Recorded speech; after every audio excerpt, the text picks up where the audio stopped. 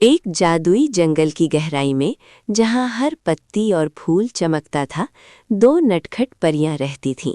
ये थी आध्या, जो हमेशा नई चीजों की तलाश में रहती थी, अपनी चमकदार धूल बिखेरते हुए उड़ रही थी। और ये थी सानवी, जो शांत और सोच समझकर काम करती थी, अपने फूलों की देखभाल कर रही थी।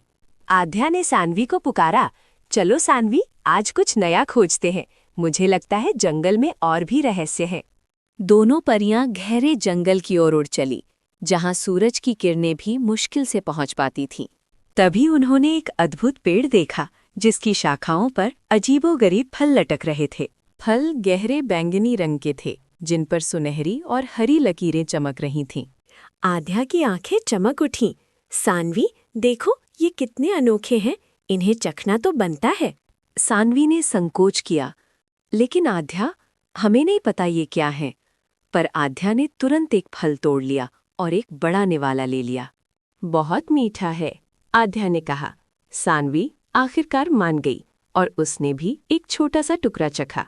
कुछ पल के लिए कुछ नहीं हुआ। दोनों परियों ने एक दूसरे को देखा, कुछ भ्रमित। कुछ नहीं हुआ, सानवी ने राहत की सांस ली। पर तभी आध्या की आंखें अचानक नीली हो गईं। आध्या, तुम्हारी आंखें, सानवी चीखी। आध्या के पंखों का रंग भी इंद्रधनुषी हो गया, तेजी से बदलता हुआ। सानवी की बारी थी। वो धीरे धीरे ऊपर उठने लगी, बिना पंख फड़फड़ाए। मैं तैर रही हूँ। दोनों परियों ने एक दूसरे को अजीब सी शक्तियों के साथ देखा। आध्या के पंख चमकीले हो रहे थे, सानवी अनियंत्रित तैर रही थी। आध्या ने हंसना शुरू कर दिया, अपने बदलते पंखों को नियंत्रित करने की कोशिश करते हुए।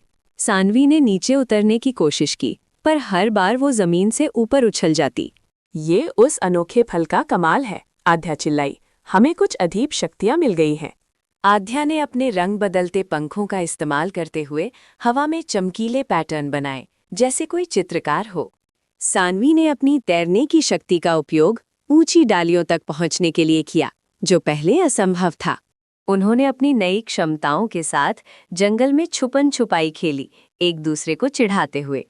आध्या ने अचानक अपनी आवाज को गहरा और गूंजता हुआ पाया, जिससे अजीबोगरीब आवाजें निकलने लगीं। सानवी ने अनजाने में एक छोटे फूल को छूकर उसे एक विशाल खिलते हुए फूल में बदल दिया। उन्होंने एक मोटी लता पर झूला झूला। उनकी शक्ति से लता बहुत दूर तक घूम रही थी। अचानक आध्या के बाल नीले और नुकीले हो गए, जैसे कांटे हों। वो चौंक गई। और सानवी के सुंदर पंख सिकुड़कर छोटे छोटे ठूंठ बन गए, जिससे वो ठीक से उड़ नहीं पा रही थी। उन्होंने एक चमकते बेरी को पकड़ने की कोशिश की, लेकिन उनके हाथ या तो चिपचिपे हो गए या इतने चिकने की बेरी फिसल गई। अनजाने में उन्होंने पत्तों का एक विशाल हिलता डुलता ढेर बना दिया, जो जेली की तरह लग रहा था।